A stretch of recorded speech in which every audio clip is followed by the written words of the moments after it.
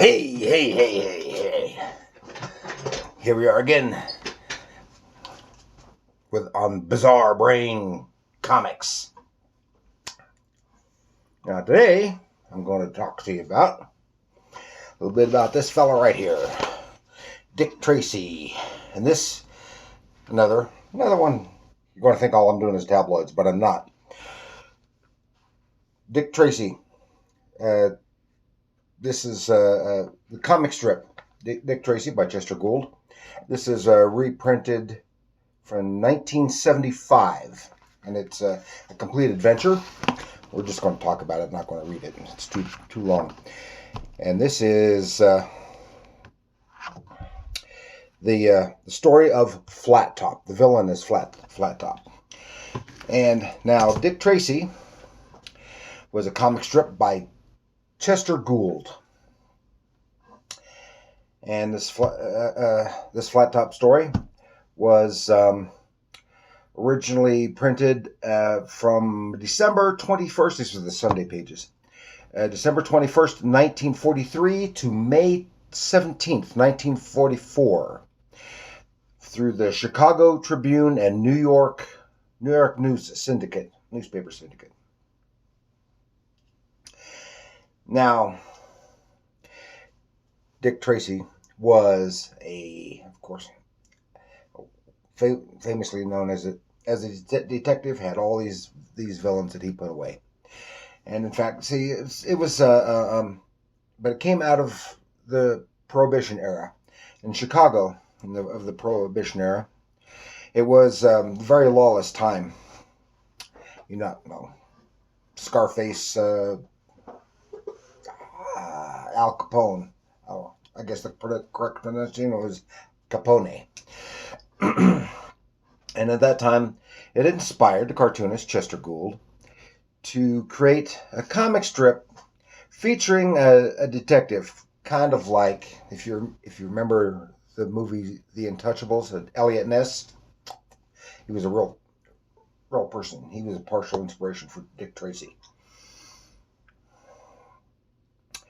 And it was it created the comic strip to feature a detective and pit him against a variety of evildoers, and he puts them away one way or another. He puts them away. And initially, Chester Gould came up with the name of Plain Clothes Tracy, but the syndicate obviously did not like that name. Understandably, it was too long, for one thing. So they changed it to Dick Tracy, because being shorter, and it's more descriptive, because the term Dick was a term that meant detective. And Tracy first appeared in the Detroit Mirror on October 4th, 1931. And the strip became very popular and was expanded coast to coast. And it became, like I said, very popular, and was adapted to the screen, radio, and television. They were in the 40s, late 30s and the 40s. There were a series of movie serials, chapter plays, what they sometimes call them, and in the 50s there's a TV series. There's even, I guess, in the 60s, an animated series. But the one that most people might be familiar with is the 1990 movie of Dick Tracy, starring Warren Beatty and Madonna. And that was a good movie. Didn't do that well because it actually had the same plot as Batman from the year before. But Dick Tracy is known for his grotesque villains. Yeah, here's something like the brain up here. There's Flatop, the pouch, Shaky, Bribery, Prune Face, all these grotesque villains.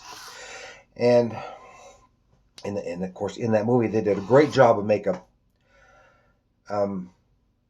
reproducing these characters.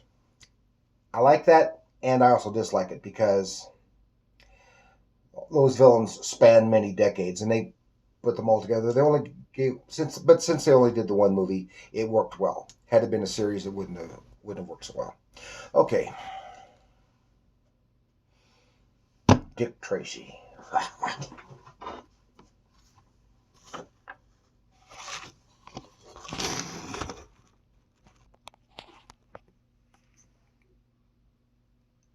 Yeah, Dick Tracy.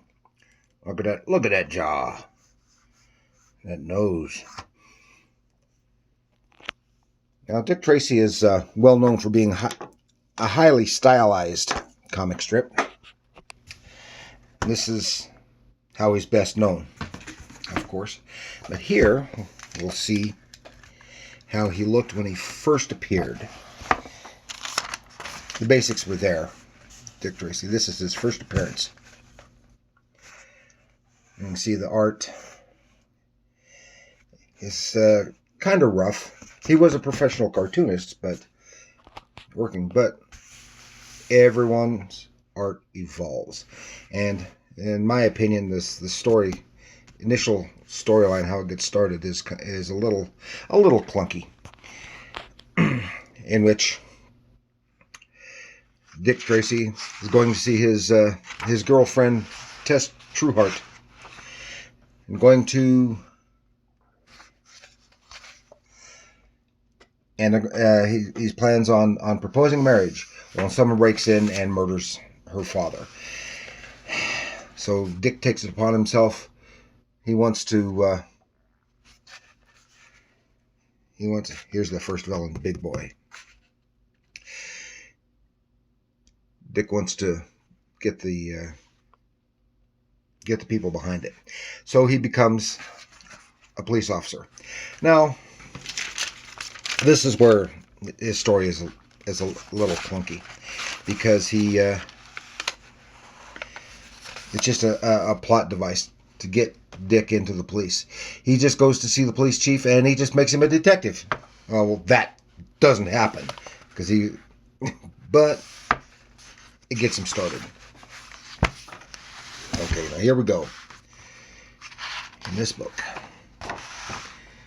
you can see a little bit, 1931, all through history, the 30s, 36. Yeah, he's also known for gadgets like his two-way wrist radio, which in a way is before anything like that could exist, but is now was later like the police when they started actually carrying radios, and then of course later cell phones like this. Prune Face, Breathless Mahoney. That's the character that Madonna played right there. You can see her, Breathless Mahoney. Flatop. He's our villain in this one. We're only going to talk a few minutes about that. Talk about that. And I'll just read it. During World War II, there were shortages of food, gasoline, and other commodities. Strict rationing was put into effect, but some criminals obtained these scarce items, often by theft, and sold them in the black market to those who were able to pay the high prices asked. People who didn't ask questions as long as they could get what they wanted. Dick Tracy was hot on the trail of a major black marketing ring. Afraid of being caught by the law, the gang leaders imported a trigger man to dispose of Tracy. The hitman was known as Flatop.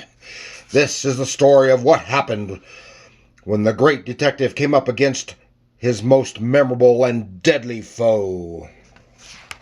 We're not going to read the story, but this is about the size this stuff would have been originally printed in, and this would have been one page for a comic strip.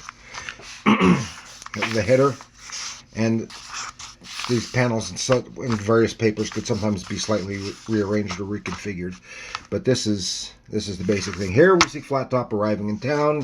Da da da da da. The funny looking egg. There's Dick getting off work, about to go home. It's Christmas time when this is written, so it's Christmas time in the strip. And then Dick comes out and sees these two guys having an argument in a cab. So Dick comes up to try to settle things. Well, it was a trap. They take him captive, and he goes for a ride. Now, no, that's the story. That seems pretty reasonable. I mean, the story in this is pretty straightforward, a series of events, but it does follow a decent overall plot. It wouldn't make a bad movie either. Probably better than most of the Dick Tracy movie serials were written. But here he is holding the gun, and they take him for a ride out into the woods. Nice here. Nice solid blacks. So the dialogue is highlighted, and it helps bring the characters' faces forward. Dick in his yellow raincoat, trench coat, steady fixture, along with his yellow hat, yellow fedora. That's why I'm wearing. You may have noticed I was wearing a fedora. And they take him off. Goes for a ride. Here he is. Here you see Flatop looking rather dapper. Some nice backgrounds here. It's all like the building here is slightly simplified, but it's not bad. It's good. It's because for the quality of printing at the time on the crappy paper that was being used, and and the original panel would have been drawn about twice the size. So, like this one panel here would have been about roughly the equivalent of these 4 panels, maybe more, in the original art. No, he's not getting friendly. He's just sticking the gun in Tracy's back. I mean, all these gangsters here with their guns and stuff. Or he's just holding. Now here is what he's doing. He's because he's a hitman. He was supposed to kill Tracy, but what he's planned on doing instead is holding him hostage, and then trying to blackmail the gangsters who hired him. Let me call you sweetheart. I mean, he's giving the run of the place as long as he doesn't try anything. It's pretty liberal, and. He wants $50,000, or he'll let Tracy go. But they don't want to do it. See, he's very stylized. You can see it compared to that original strip. Some good strong line work, good characterization on the figures. Now at this time, especially at this time, almost all comic strips had a specific stylization to the art. It's how the artists were easily identifiable, their work. And here's Flatop. He meets this young lady. This comes in, and her name's Margie. And because he's a ladies' man, he gets talking with her. Finds out she's in the wax. Of course, remember this is during the war, or just before the war. And and she's learning how to use Morse code in her keys. She's just in the apartment below where they are, where Tracy's being held. And Flatop talks about it. And then while he's messing around on the piano, Tracy gets an idea. And here he is, tap it out. He's nice, good. I mean, this is good. Pretty good storytelling. Good storytelling from panel to panel, and the overall plot in the story. The dialogue, lots of dialogue. You don't find comic strips like this anymore because they print them so small. That's why they're almost all just gag strips. You don't have adventure strips. So she's practicing for the Signal Corps, eh? As Tracy plays his heel keeps time with the music. That is, we should say his heel taps the floor, tappity tap tap tap. Oh, so there's Margie down there below, and she hears the tapping, and it's in Morse code. And he's giving her, it says, Dick Tracy, calling police, contact headquarters, haste. Oh my, I've got it. So she rushes out, she gets the police, and the police come. Oh, this is good. And then they put something on the radio with Morse code in it. They don't notice it, but Tracy does. They just think it's static. And it says, Patton calling, sit tight, help coming. There, yeah, 3, 2. Well, then they get there. Oh my gosh. Well, Tracy makes a play. This is, okay, copper, brace yourself. This is curtains. Tracy makes a play to save himself. Takes out, or crashes into the flat top. His gun goes off. And this is something you just would not see in comic strips today. Look at this. Look at this. You'd think, with this stylization, you'd think it would be funny, but it's strict adventure, the whole thing. You see Tracy sweating. And boom! It shoots the guy right in the head. And there's then while they're fighting and the cops break in, or about to. Yeah, Tracy gets the machine gun. He starts blasting away. Gets the other guy right in the face with a machine gun. Bam! Why, you dirty cop? Ugh! Well, Flatop gets loose. He gets away. He shoots a cop. And Tracy's freed, and it just goes on. Now they're all after Flatop, and he's on the run. Makes friends with this little homeless kid. Gives him some money. And here we go. Now here, this is a rarity right here. You don't see it that often. Is straight on frontal view of Tracy, and that looks awkward, but it's because of the way he's designed to look.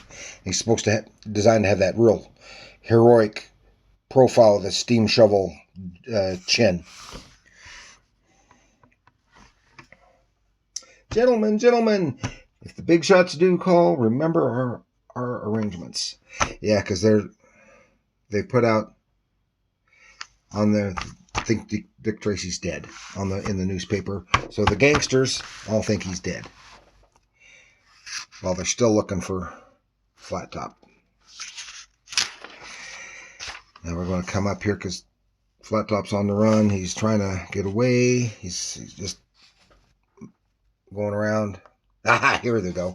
They're getting the bad guys. They're celebrating, and he's getting the gangsters who are in the black market while Flatop is still out and about. Nab black market bootleg ring. Yeah. That's a victory for the cops, for Dick Tracy. Here he's hanging out with that kid. He gave the kid some money. He went and got some ice skates, because remember, this is wintertime. He's out skating and goes through the ice. Somebody go to try to help him, but it's too late. The kid's dead. But this is something, brand new skates, and that comes to the attention of the cops and Dick Tracy. New skates. And he shows detective work. Well, that goes to see where he got the skates, got where the guy lives, And the mother of the drowned boy is coming, so she doesn't know yet. Well, Tracy's hiding his money in the books. Uh-oh. And it goes on. They think they got him. Well, he gets away. He gets away again. This is kind of funny because trying to get away, he steals an idea from Santa Claus. He gets stuck in the chimney. Now, this is a little thing that is kind of usual for Dick Tracy, is a cutaway view of something like this. Of course, obviously, you can't. There's no other way you could really show it, but yeah, shows he's in a pickle and how he gets out. somebody knows he's in the something's wrong in the chimney. They find him because of the bees, because there was a hive of bees in there in the chimney. They pull the guy out, thinks he's just some bad luck, and he gets away. But now they know to look for him. Here we're coming up to another thing. He needs to get his coat clean to get the suit off. So he goes to this guy selling dry cleaner. Supposed to help clean his clothes. Then the guy recognizes him, so, which is not good for Flatop. Not good. It's really not good for the guy, because Flatop takes care of him, changes his coat. But at this point, you can't tell that that's Flat. You think that this is Flatop. Changes his coat, pours all that very flammable liquid all over him, and sets him on fire. Now again, this is very brutal and shown in good graphic detail in a comic strip, where he burns this guy on the street, sets him on fire, and it shows him burning in several panels, and then just the charred remains. This is something you would never see in a comic strip today. Oh, here's some of his villains. The pouch, shoulders, Stooge filler, I don't know him. Steve the Tramp. Now back to the story. And they're supposed to make it think they're supposed to think, left clues, supposed to think that is Flatop. But it's not. Flatop's gotten away scot-free. Somehow he latches on with a friend of Tracy's, Vitamin. He's a old ham actor. I've forgotten Vitamin's last name. Still got his nice white coat. Now while he's with Vitamin, he gets a disguise. And he disguises himself, because this is Flatop right here, but he's got a wig, fake mustache, bowler hat, some makeup, and he's gone. Here we go. Vitamin is just a hypochondriac as well as a ham actor. So that's why Vitamin's always taking pills, medicines, all kinds of stuff. Excuse me. I'm just trying to track him down. Somehow he gets rid of his disguise, gives it to somebody, and that's when they notice the other guy. So now, and another guy had been killed. Had the gun, gave the gun to Vitamin to hang on to. Vitamin is so here we go again.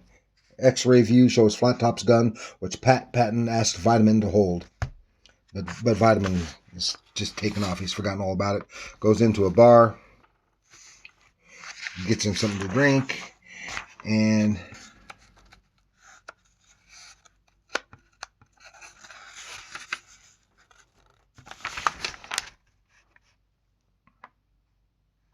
oh yeah, they actually caught him. I missed that. They actually caught Flatop right here, but Vitamin still got the gun. A good spare background, but in a panel like this, you don't need to see much. Shows you what you need, but sometimes they come out really, really nice. Tree stuff. Nice consistency with the characters, because each character is so stylized. They're so distinctive. Because here's Patton right next to Dick Tracy, and you could never mistake them one for the other. So he was shot. Flatop was injured, but Vitamin still has the gun. He's all nervous. He drops the gun, and it shoots the guy. Oh no! Vitamin is scared. He's going to get blamed for it. But he left it there. Left the gun there. The police find it. There's Patton's handkerchief around the gun. And they're thinking Vitamin is an associate. There's his with Flatop. Moving Flatop around, putting him in the cell. Now they finally get Vitamin. We'll skip ahead well here because Vitamin's in jail, but he won't stay in jail. He's too much of a hypochondriac. And here he's Flatop is coming up with a means of escape because they're like almost cellmates. But he makes now. Here's another thing that Chester Gould was kind of ingenious at things like this, coming up with things and how figuring things out. Science. I mean, like he was really into crime scene investigation before CSI was a thing. Because in later stories, that plays such a big role. Here's breaking glass, makes a little slingshot. Puts the guard's eye out. So he can beat the crap out of him and escape. So he's escaping, and he gets on this old ship. Vitamin's with him. He takes Vitamin with him. Vitamin doesn't know, but he's more of a hostage than anything. But they can see what he did. Now we're coming up. He's hiding in this ship.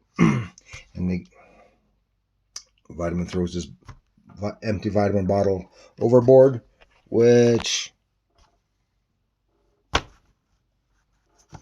will play a part in the conclusion, in concluding the story. Here they are they're in the belly of the ship. There's the bilge. Part of it's underwater. And they're hiding out. Sees the Vitamin bottle. They know it's vitamins. And they go to where it was. Figure out it's got to be the ship. Spare backgrounds, but some nice draftsmanship. Very clear. You can easily see what's going on. Tells you the story visually, pretty much. So here they're on the ship. The cops go on the ship, and they know they're coming. And we'll get to it. What's his name? Flatop is hiding in the rowboat under the deck, in the water under the deck. Yeah, here he is. But his oar's peeking out a little bit, and Dick, being the observant fellow that he is, right along the lines of Sherlock Holmes, he sees it, figures it out, and then they're trying to get out, come up, or we're going to blast you. So he shoots before they get a chance, right through the deck, and tries to swim away. So they pull up the deck, and Tracy comes after him, and here we come again. Tracy's going down in the water after him, and we find out here is Flatop trying to get away. He gets caught in the beams underwater and drowns. Again, rather gruesome. It shows him drowning right here. You see his bubbles coming up, the expression on his face. Oh, he's drowned. And that's the conclusion of it. Flatop dies, aided by Captain Boland of the Navy Coastal Patrol, and a crew of men. Dick Tracy recovers the lifeless body of Flatop, arch killer, from the watery depths below the old ship in the lagoon. And that's it. There he is on the slab.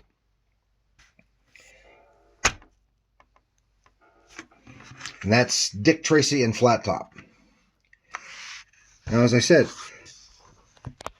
Chester Gould was a pretty good writer and a good cartoonist. And he was definitely a cartoonist, not an illustrator like some others. But his artwork told the story. He was very good, very consistent. He had good figures, consistent anatomy, consistent stylization of the characters. Look, you can even see here, he used even if somewhat sparingly, he used good perspective. All these lines. Very good perspective for depth to show the line. Now that figure is probably a little small, but it tells the story. It depends. It depends. It's where he wanted him, how he wanted him, and that's fine. That works. So I don't know if Dick Tracy is still in production today, but Chester Gould continued into the 70s doing Dick Tracy himself, and he retired before he died, and he passed it on to the writing, anyway, to famous mystery novelist Max Allan Collins. You go to anywhere with mystery stories, and they're not all mystery stories. He wrote some others, something about World War II and stuff. And now in this case, this book here, the Dick Tracy Casebook, Favorite Adventures, 1931-1990, is selected by Max Allan Collins and Dick Locker. I'm not sure how you pronounce it. And Locker was the artist who had taken over. So this, oh my gosh, this particular volume would have, yeah, I can see the difference here. Still carrying on the same stylization. Of course, these are dailies. Dick Locker, you can see, I don't know if you can see the difference, but I can see the difference. And slightly more artistic. Slightly more artistic line. Because this is Vitamin, whom we saw in the other story. And here he is at this point. But still same characterization. He seems to be more details in the background. Good, because these were intended for black and white, because they were the daily strips. So even more solid blacks. Helps guide the eye. The figures highlighted around with white, so that they can be seen very easily.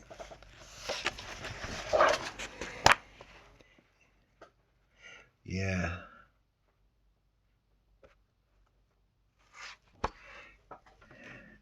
Yeah, Locker too.